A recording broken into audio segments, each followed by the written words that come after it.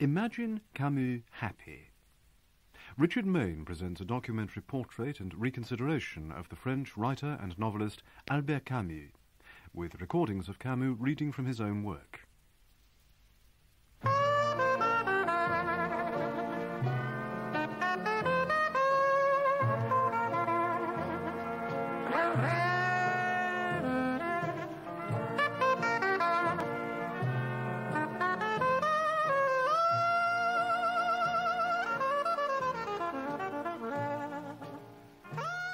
Aujourd'hui, maman est morte. Ou peut-être hier, je ne sais pas. J'ai reçu un télégramme de l'asile. Mère décédée, enterrement demain, sentiment distingué. Cela ne veut rien dire. C'était peut-être hier. Mother died today. Or perhaps yesterday, I don't know. I got a telegram from the old people's home. Your mother passed away. Burial tomorrow. Regards. It's meaningless. Perhaps it was yesterday. The opening words of Albert Camus' novel, L'Étranger, recorded in French by Camus himself.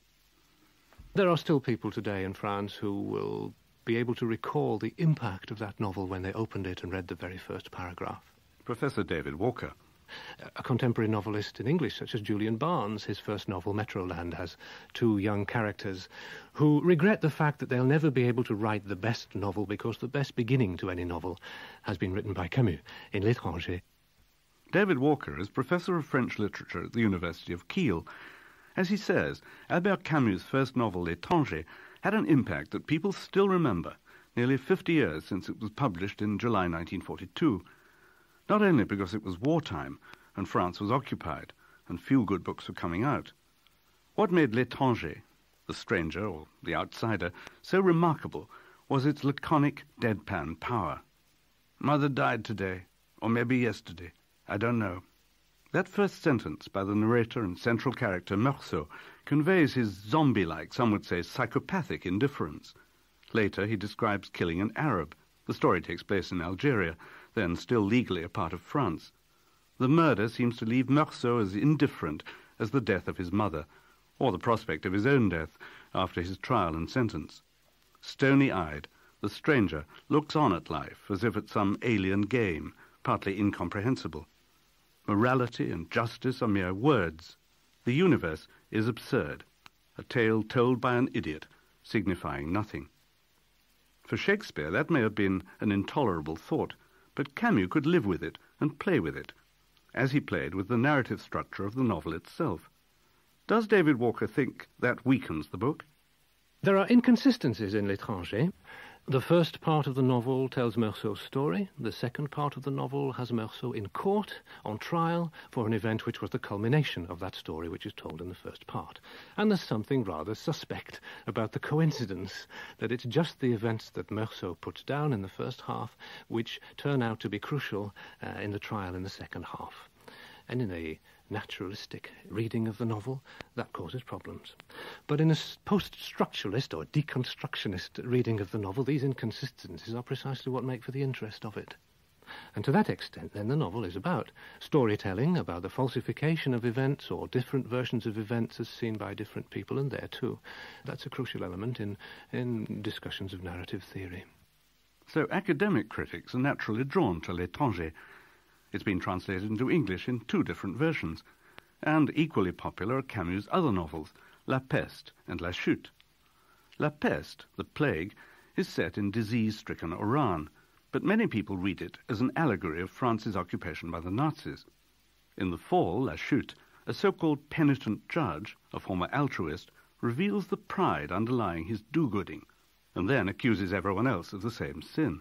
Some critics claim that Camus' books sell because they're on the syllabus for French exams, but Rene Tavernier, an old wartime resistance friend of Camus, disagrees. Whatever the places where I travel, and I've been traveling a lot in all continents, I discovered that he's one of the French author, modern author, who is more read, including Japan, including Korea, including a lot of countries like that, you see. But now time has come for Camus' revenge. The time has come for a sort of rehabilitation of Camus in France. If Camus needs rehabilitation, or even revenge, it may be because he was so long overshadowed by his friend, rival and opponent in controversy, Jean-Paul Sartre, both leading literary figures in post-war Paris, both involved with the left-wing review Les Temps Modernes, both darlings of intellectual cafe society, although in deep disagreement about the Cold War and the Soviet Union. Camus, unlike Sartre, had no illusions about Stalinism. I asked Olivier Todd, who knew them both, who reads Camus today? Is it really just the students? Everybody reads Camus. If you ask people at Gallimard, Camus and Sartre's publisher, you'll find that his sales are still absolutely enormous. In fact, people read Camus much more than Sartre these days, and in all age groups. Why is that, do you think? I think it's because, among other things, he turned out to be politically right. The other reason is also that ideologies are receding very, very fast, and when you read Sartre, you have to tag along with a lot of intellectual baggage, whereas Camus is accessible, I think, to most people without reading Kierkegaard or Husserl or Heidegger or Dostoevsky or whatever. Also, he happens to be, I think, an extraordinarily important writer with a beautiful classical style.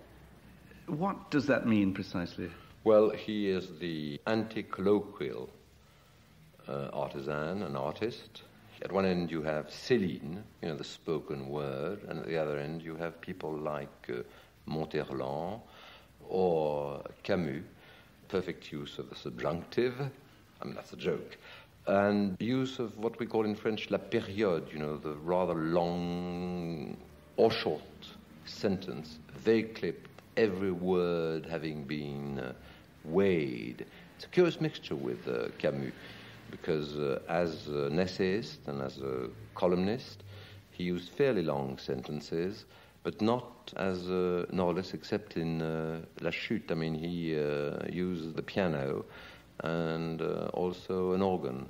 Camus had honed his prose style in several ways, partly as a schoolboy and student in Algeria, where he wrote a thesis on Plotinus and St. Augustine, though he wasn't allowed to take the agrégation de philosophie because of ill health. He had TB. But then, if he'd taken his agrégation, he might have ended up, like so many others, as a schoolteacher. As it was, he worked as a journalist. When World War II broke out, his health once more prevented his being accepted as an army volunteer, and he was expelled from Algeria because of his left-wing, pro-Arab opinions.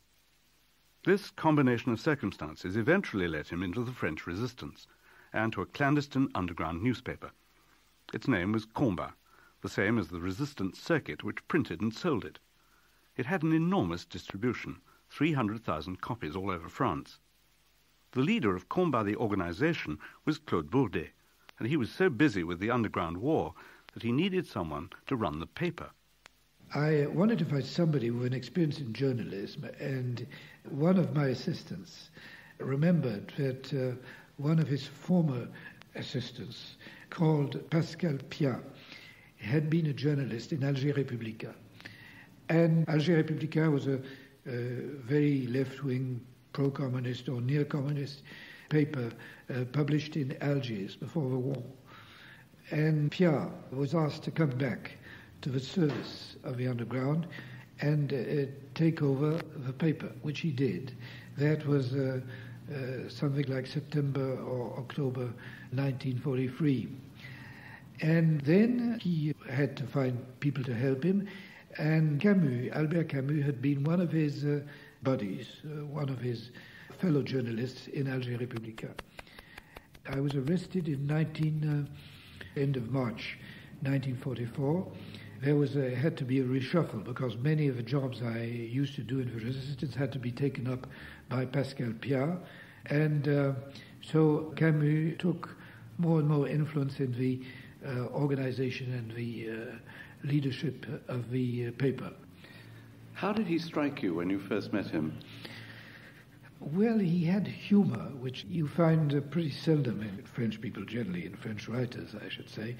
And he had a lot of humor, sort of diffident, tongue-in-the-cheek way of speaking, and I liked him very much. I thought he was exactly the sort of man we needed.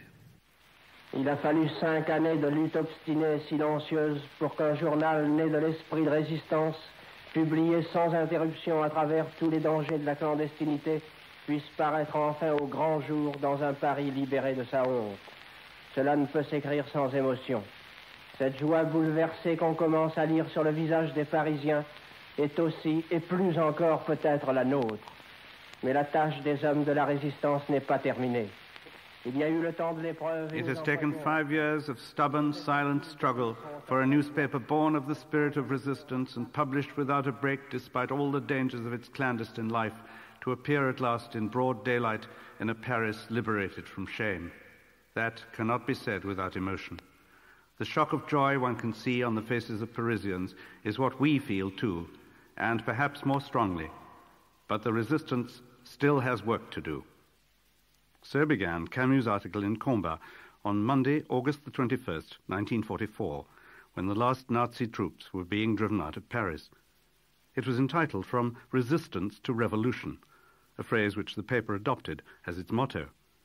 Camus' daily editorials, printed down the left-hand column on the front page, soon became a major attraction. Camus was obviously the paper's star.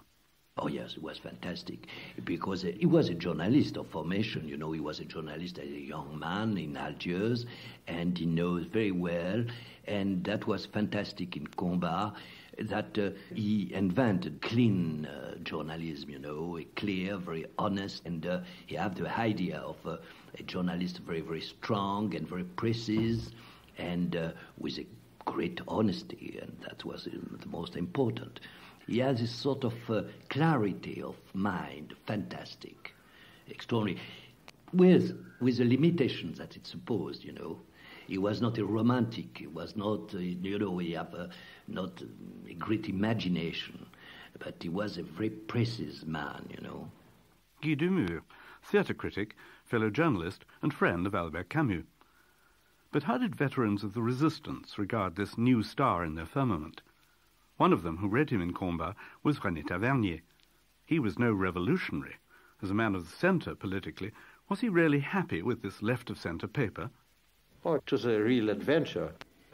But the positions of Camus were not position of a politician, which he hated. After all, he was very lucid on things which were at the time where all sorts of people were not lucid at all, without ever being somebody from the right, from the reaction. He's never a man of the past, you see. He was not writing in the fog or in the clouds. It was very, very clear, in a very excellent and precise style. No, French journalism in those days did not separate opinions and facts as much as it does now, really, or allegedly. And Camus footed the bill perfectly. Beautiful words, definite stance. That's what people were looking for after liberation. Olivier Todd again. But journalists don't always please politicians. So how did the left-wing founder of Combat, Claude Bourdet, react to Camus' independent editorials? Well, I liked them, and at the same time, I found that he had a way of being a little bit out of a sphere of political life, and always wanting to assert not only the independence of a paper, which was absolutely normal, but the paper was, after all, not really political. And after all, we lived in a very difficult time. Nothing was sure, nothing was established. And I would have liked Camus and his friends to be more committed. For instance, a number of points which were very important for the course of events in France, particularly later, like the colonial problem, were not very much covered by Combat, not enough, anyhow. Was this because of Camus' origins as a French Algerian? Only people born and brought up in a colony can fully understand how divided loyalties can become. Although Camus had championed Algerian independence from France, he still wanted both the French and the Algerian communities to live together in peace. But that hope was doomed once the Algerian War of Independence began. The novelist Marcel Moussy, a French Algerian like Camus, understood his dilemma at first hand. I remember when I was a student, we are waiting for his article, for his position, So little by little, he had become the spokesman of a generation. And then, when he had to deal with the complicated situation of Algerian war, complicated from his point of view, because his mother was over there, his family was over there, his roots were over there, and his life was in Paris among left-wing people. He was in inextricable situation then. If a terrorist throws a grenade in the Belcourt market where my mother shops, and if he kills her, I would be responsible if to defend justice I defended terrorism. I love justice, but I also love my mother. That remark to a journalist got Camus into a lot of hot water. And he got into quite a few difficulties of other kinds, especially in his personal life. His closest friendships seem to have been with women, many of them the actresses who performed in his post-war plays, Le Malentendu, Les Justes, and Caligula.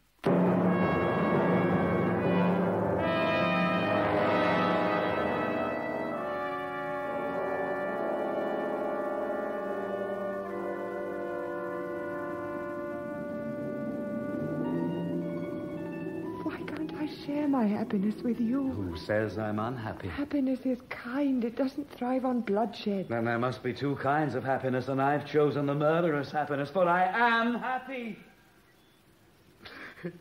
There was a time when I thought I'd reached the limit of suffering. But no. One can go farther yet. Beyond the frontier of suffering lies a splendid, sterile happiness. Look at me! It makes me laugh, says Olia, when I think how for years and years all Rome carefully avoided uttering Drusilla's name. Well, all Rome was mistaken. Love isn't enough for me. To love someone means that one's willing to grow old beside that person. I am not capable of that kind of love. Drusilla old would have been far worse than Drusilla dead. People think a man suffers because the person he loves can be snatched away from him by death. But his real suffering is less futile. It comes from the discovery that grief too cannot last. Even grief has no meaning. You see? I had no excuses. Not even the shadow of a love, nor the bitterness of melancholy. I have no alibi. But today you see me freer than I have been for years. Free from memories and illusion. I know that nothing lasts. Think what that knowledge means. There have been just 2 or 3 of us in history who really achieved this freedom, this insane happiness. Well, says Onia, you have watched to the end. A very strange tragedy. It's time the curtain fell for you. Is it really happiness, this terrifying freedom? Oh, yes, says Onia. I know what I'm saying. But for this freedom, I'd have been a contented man. Thanks to it, I have won the godlike clarity of the solitary man. I live, I kill. I exercise the rapturous power of destruction. Compared with this, the power of a creator is laughable. And this is happiness. This and nothing else.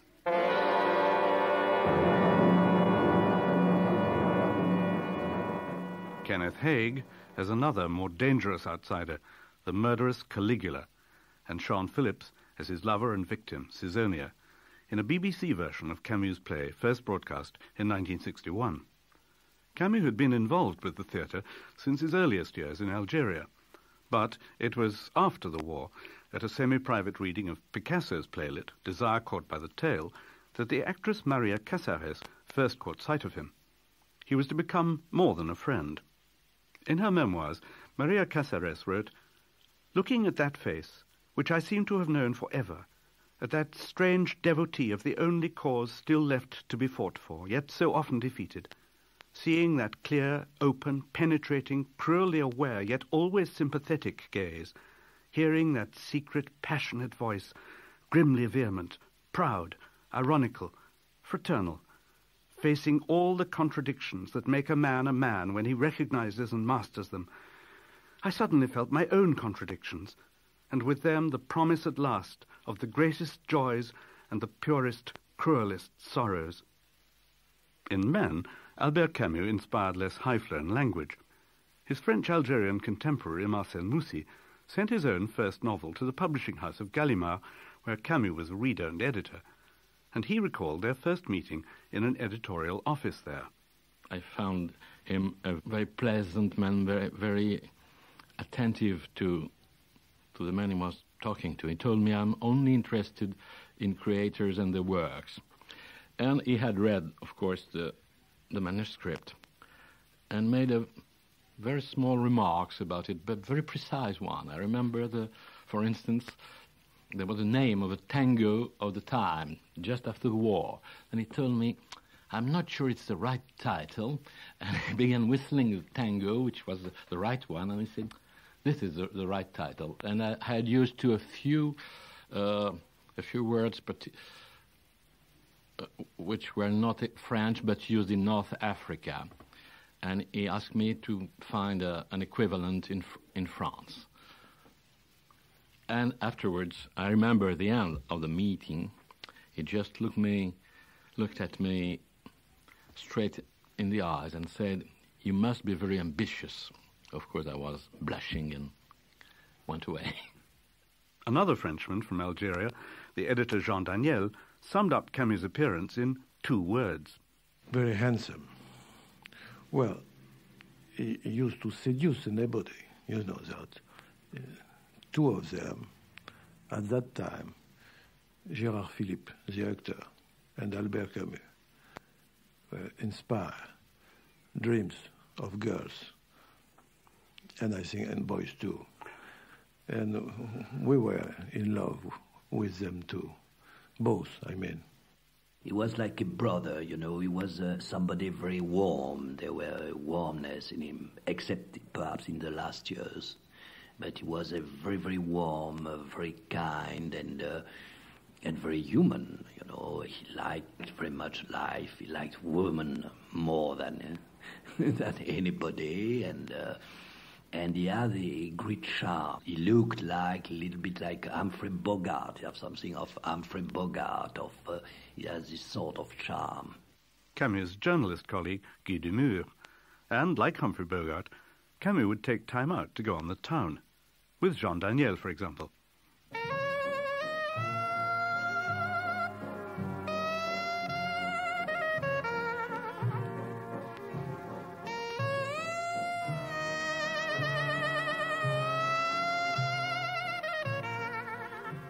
He loved dancing. And he loved dancing in a very naughty places. He has a very Dostoevskian taste for bordel. He was fascinated by the prostitute. He could spend a night long to hear a prostitute speaking. And the first time I was very shocked. And I was afraid to discover that Camus maybe has a taste to go with a prostitute too, but that was not this way to go. He said that only the prostitute was sincere, and they used to go in a place named Champollion, and in that Champollion, every prostitute knew him, and one of them, I remember, called him Bébert la Peste. Bébert la Peste, Bert the Plague, after Camus' novel, made him sound like some gangster from La Place des Ternes, or like Pepe le Moko from Algiers. And Camus certainly had a gangster's roving eye. Olivier Todd. I have one personal memory. I was extremely young, and I was recently married, and we often went and had a drink with my wife, Anne-Marie, at the Café de la Mairie, and he kept on ogling her as he ogled all women, and especially pretty women. I mean, that's something that Sartre, odd enough, envied, or admired at least in Camus, his kind of Mediterranean, slightly macho attitudes.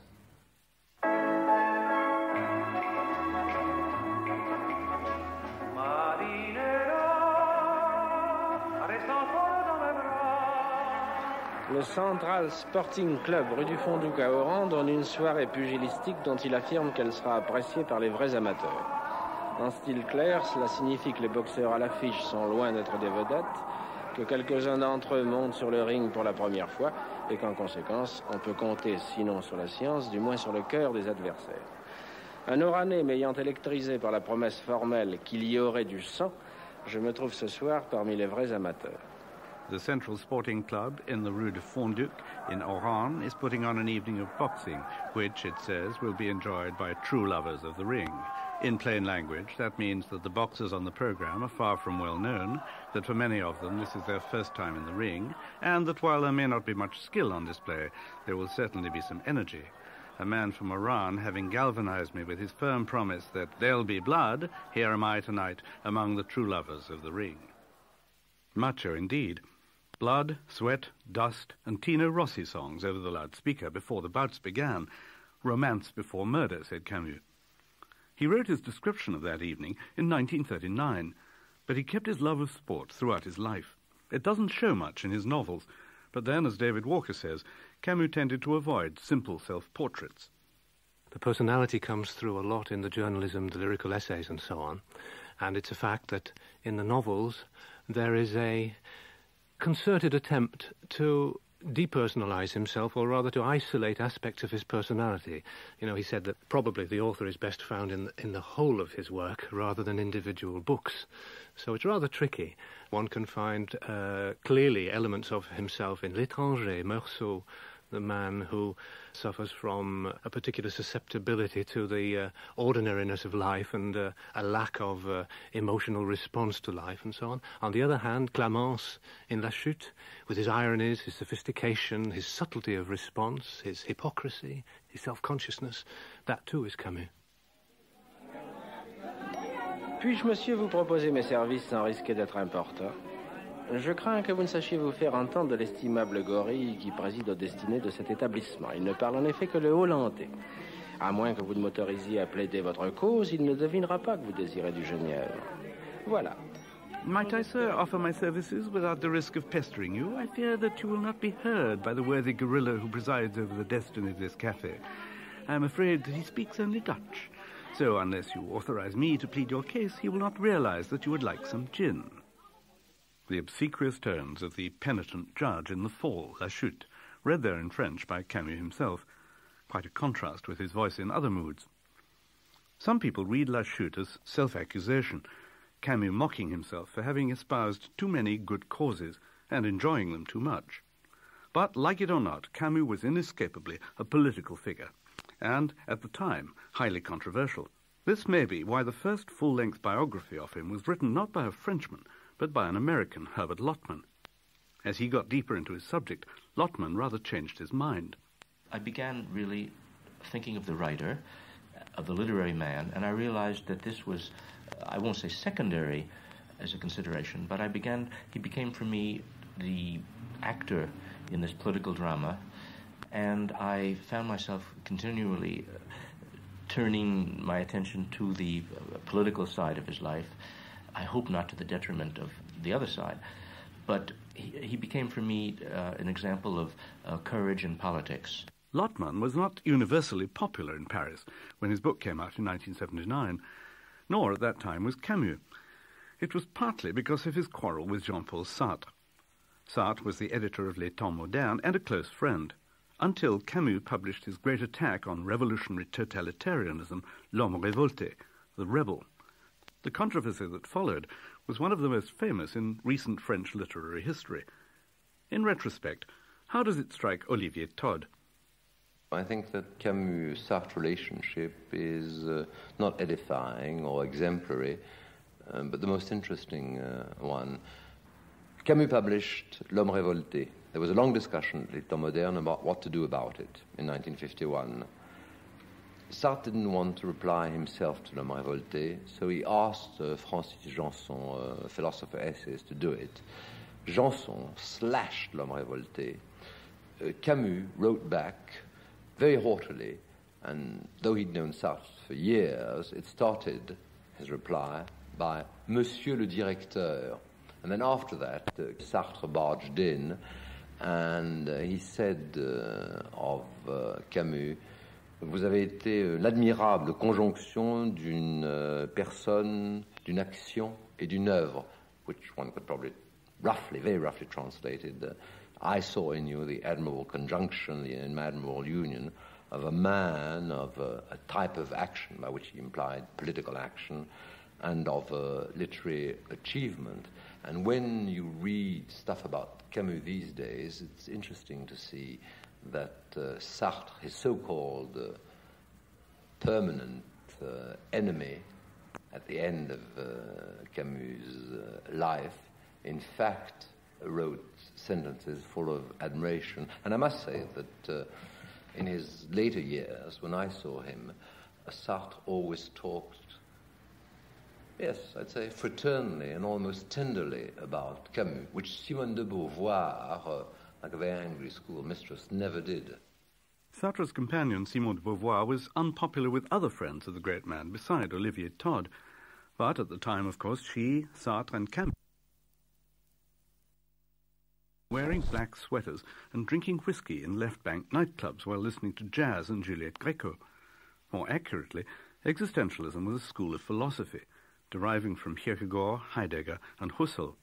Among other things, it stressed the contrast between humanity, endowed with consciousness and willpower, and the alien world of objects, whose indifference makes life absurd. To British philosophers at that time, such as A.J. Ayer, such complaints about the world's irrationality or lack of ultimate purpose seemed a pointless lament. But as Camus remarked in a footnote to his wartime meditation, The Myth of Sisyphus, even the most rigorous epistemologies imply metaphysics. The metaphysics of many contemporary thinkers, Camus went on, thinking perhaps of rigorous empiricists or logical positivists, consists in having nothing but an epistemology. Camus himself actually denied that he was an existentialist, but he had a metaphysical hunger, which his firm skepticism forbade him to appease with religion. But at least he recognized that the hunger was there. Is he likely to be remembered as a philosopher in the same way as Sartre? In this respect, as David Walker points out, he had a slight inferiority complex. I think there's a sense in Camus of a kind of vulnerability as regards his status as an intellectual. He could very well have been merely another Meursault, a poor man in Algeria. And I think this also accounts in part for something of the prickliness, something of the readiness to, how can I put it, to assume a certain forced dignity in his relations with writers and intellectuals in Paris. There's simply a sense, I think, that he acquired culture in a very different way from the way most of them acquired it. And it comes out, I suppose, in ways which are easy to criticize when he says, in his controversy with Sartre, it's all, in effect, he says it's all very well for you to speak about the working class, but you've never been a member of the working class. And also, of course, it cut very deeply indeed when Sartre rounded on him and said, it's all very well for you to talk about the working class, but since you became a successful writer, you're just one of us. What does Sartre's friend Olivier Todd think Camus' true status was? Very obviously, first and foremost, he was a novelist, then an essayist, and after that a dramatist. When I say an essayist, I'm not thinking mainly of his intellectual critical works, like L'Homme Révolté or the series of articles collected in Actuel, Actuel 1, Actuel 2, and so on and so forth. I'm thinking of his very early works, like Nos, these superb descriptions of Algeria and a feeling for the sea, the sand, the simple pleasures of living. I think that's something that separated him very much from Sartre, his way of looking at nature. Sartre hated nature. I mean, he couldn't stand being, surrounded by mountains, except if he skied through them. Camus, obviously, in his early youth, had a sort of very deep pied noir attachment for Algeria. Camus spent half his life, this is something the French don't even realize today, he spent half his life in Algeria. He was already a writer, and he wrote L'Étranger before he even came to France. He was perhaps only an Algerian. Only an Algerian, even to the end of his days? Well, Of course, a lot of it at the end was nostalgia, but he chose to surround himself with fellow pieds noirs, French Algerians. Camus was such a friend of Algerian nationalism that he was expelled from the French Communist Party in 1937 because he took the side of the Arabs.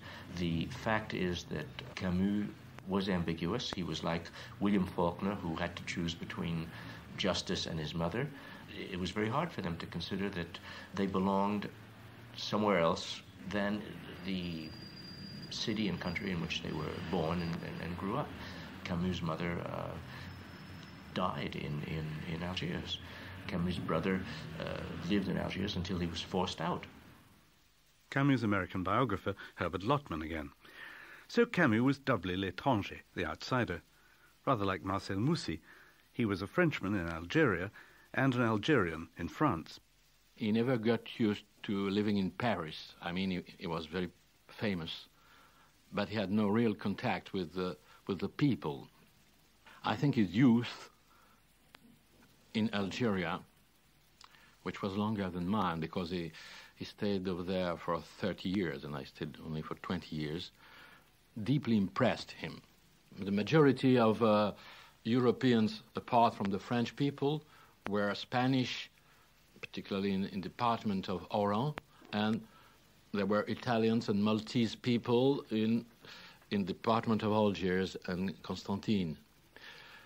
That melting pot gave a particular flavor, Mediterranean flavor, which I have not discovered anywhere else in Greece or in Italy or in Spain, because it was a mixing up of all the surroundings of Mediterranean people.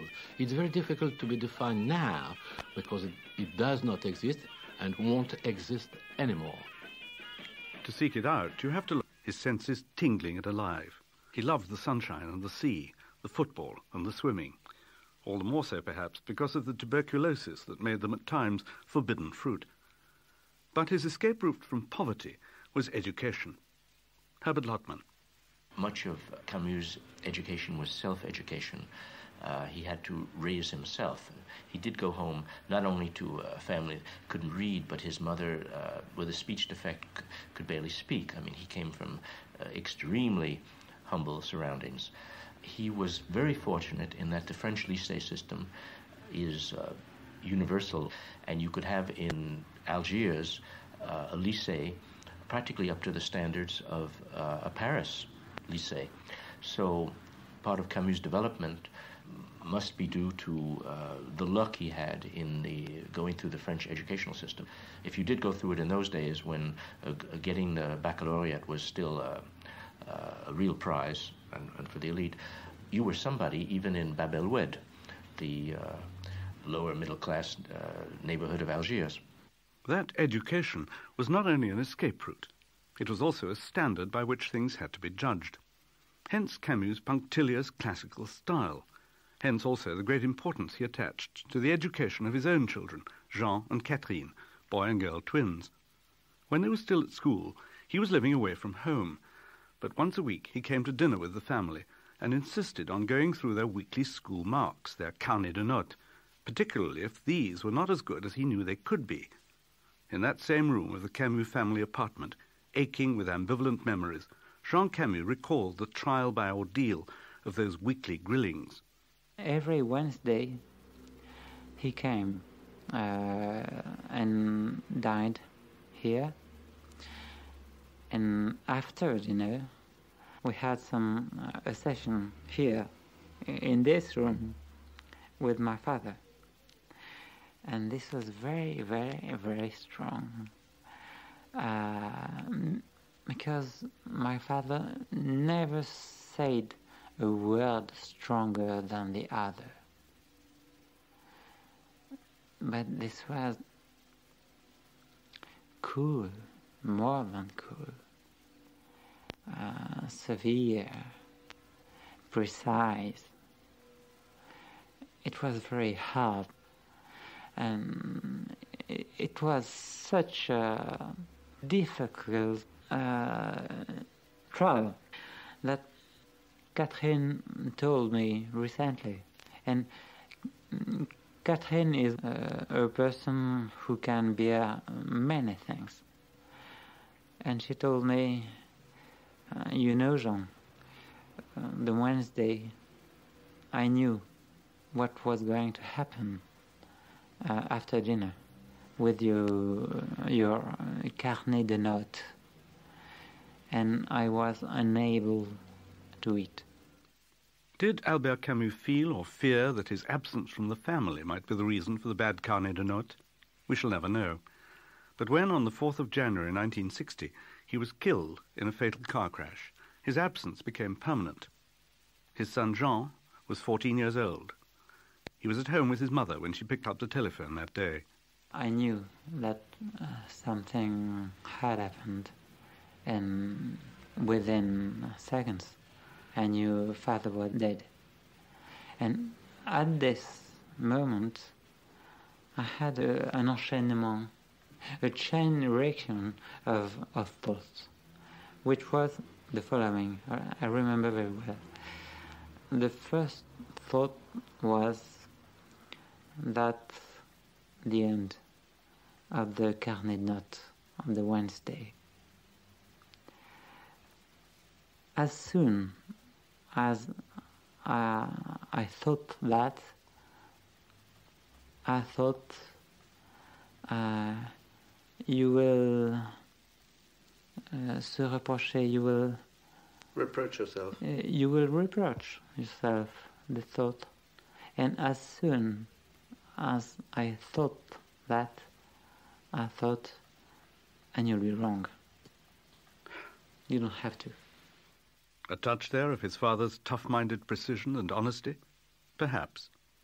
But how did his father's writings strike Jean Camus? Did his father show them to him? Had he wanted, I would have refused. Really? Why? Yes. I don't know. I can't rationalize even now, and I didn't search and try to know why. But I never read one line of him before his death. He died when I was 14, and the first book I read of him was L'étranger at 17 or 18 maybe. No, 17. I remember it was in Provence during summer. I was very impressed. I didn't draw conclusions for two reasons. The first, this was my father, so my judgment should be, could be, wrong, no. Could be biased. Biased, yes.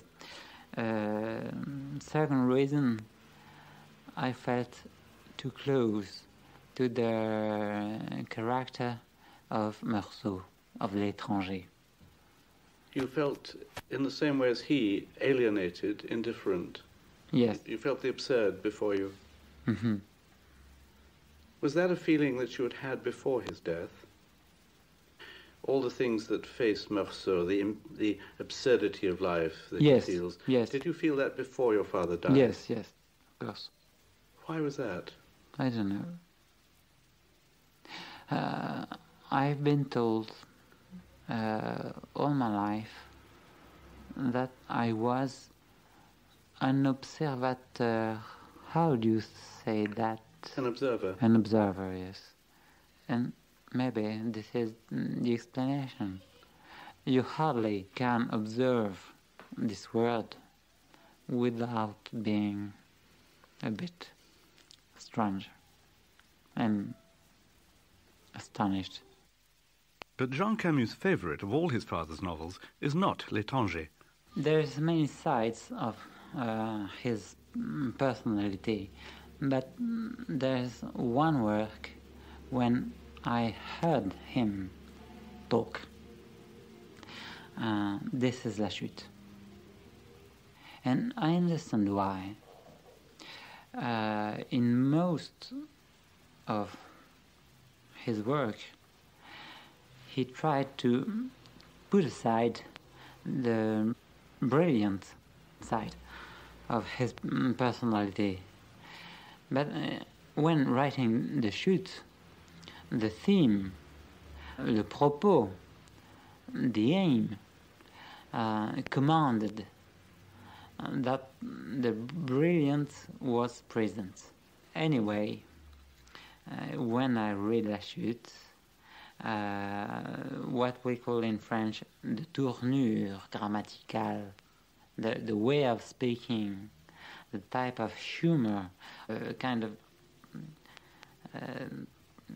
ironic disdain, which is often very, very comic. I can't read La Chute without laughing, even if I happen to cry at the same time. I hear my father speak. Quand je vivais en France, je ne pouvais rencontrer un homme d'esprit sans qu'aussitôt j'en fisse ma société. Ah, je vois que vous bronchez sur cet imparfait des subjonctifs. J'avoue ma faiblesse pour ce mode et pour le beau langage en général. Faiblesse que je me reproche, croyez-le. Je sais bien que le goût du linge fin ne suppose pas forcément qu'on ait les pieds sales, n'empêche. Le style, comme la popeline, dissimule trop souvent de l'eczéma. When I lived in France, I could not meet a witty man without at once, were it possible, making him my friend. Ah, I see that you start at this use of the subjunctive. I must admit, I have a weakness for that tense, and for fine language in general. A weakness that I deplore, believe you me. I know very well that a taste for fine linen does not necessarily imply that one has dirty feet. Never mind. Style like poplin too often conceals eczema. The penitent judge in full dandyish flight.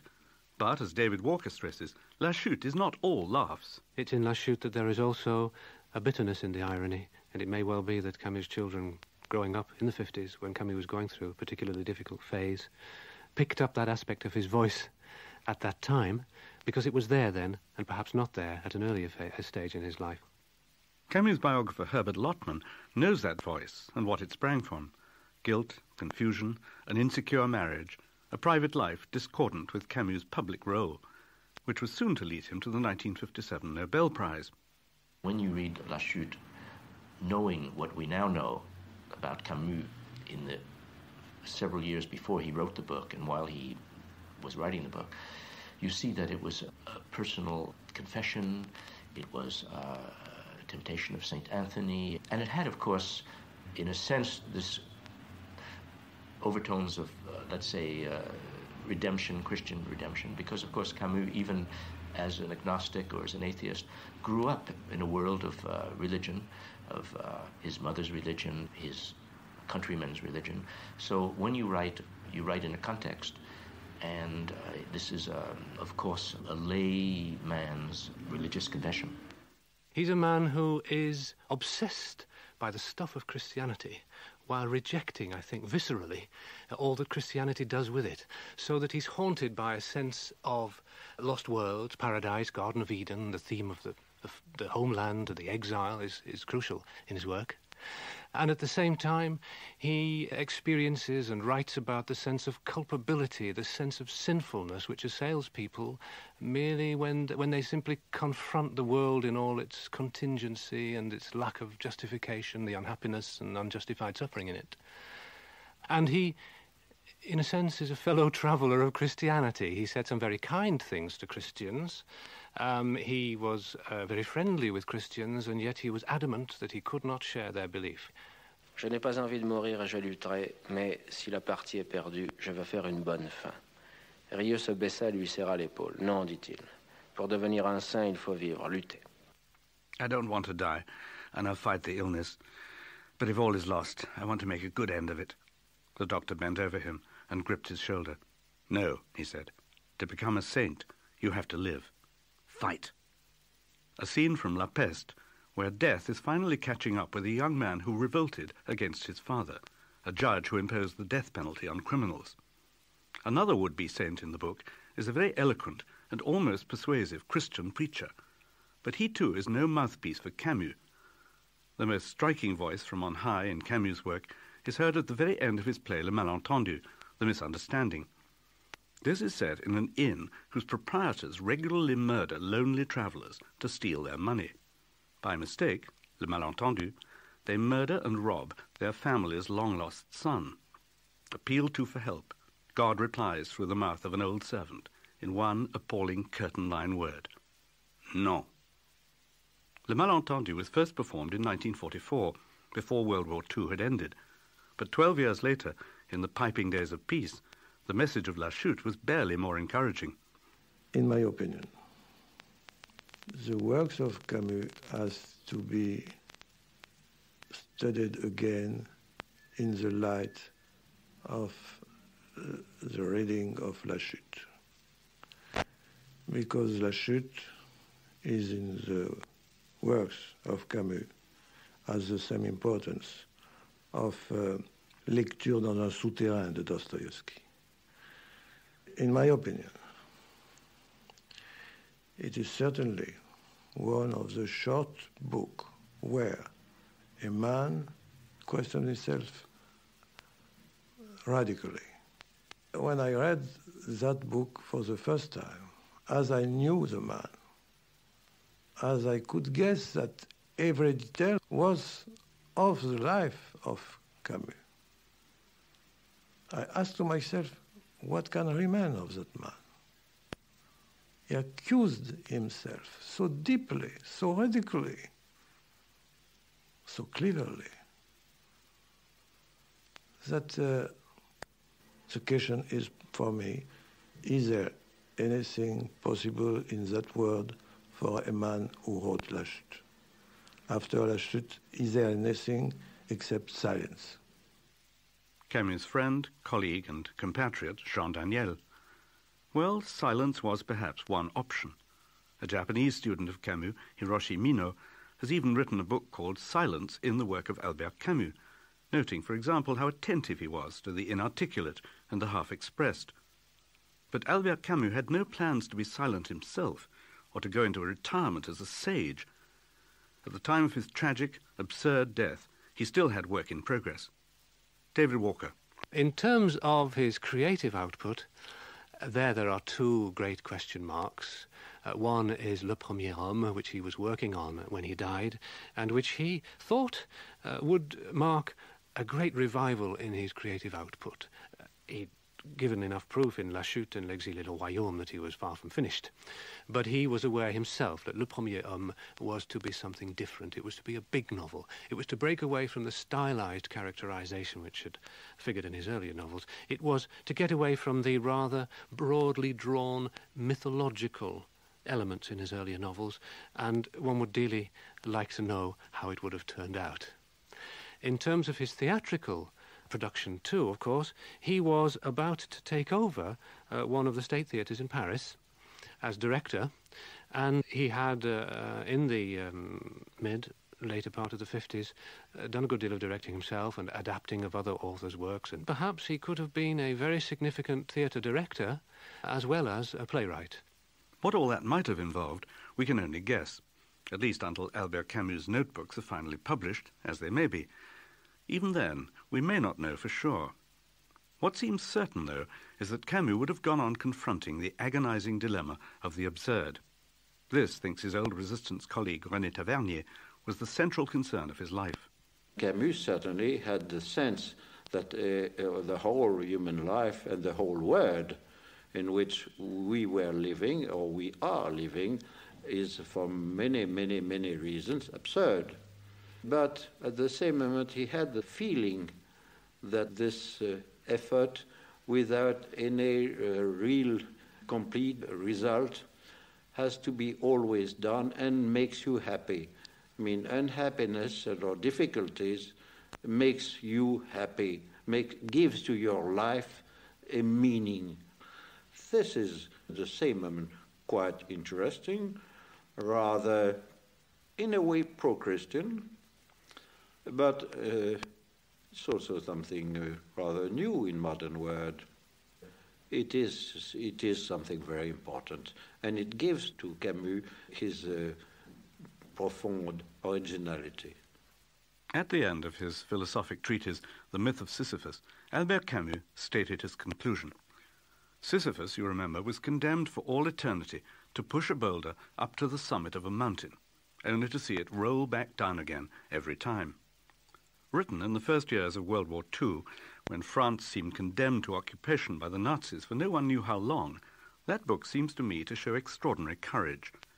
Camus certainly struggled to attain his particular summits against poverty, ill health, political enemies, unbearable contradictions, and, as we know from La Chute, what T.S. Eliot called both the last temptation and the greatest treason, to do the right thing for the wrong reason. Camus' strength was his honest lucidity, sparing not even himself. He ended his book with these words: "I leave Sisyphus at the foot of the mountain. One always rediscovers one's burden.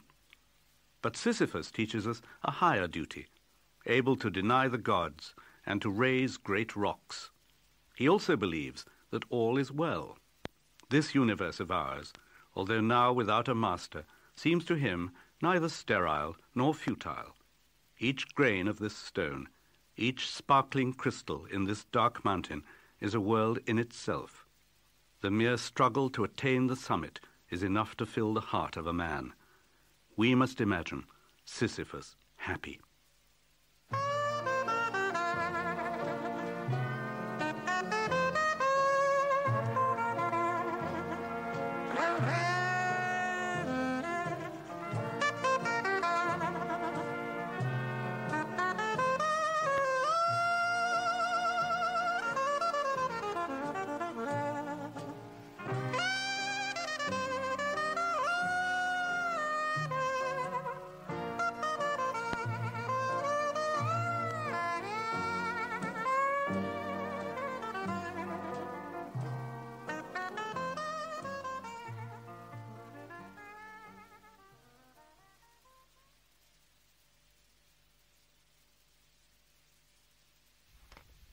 A documentary portrait and reconsideration of Albert Camus was presented by Richard Mayne, with recordings of Camus reading from his own works and contributions from his son Jean Camus.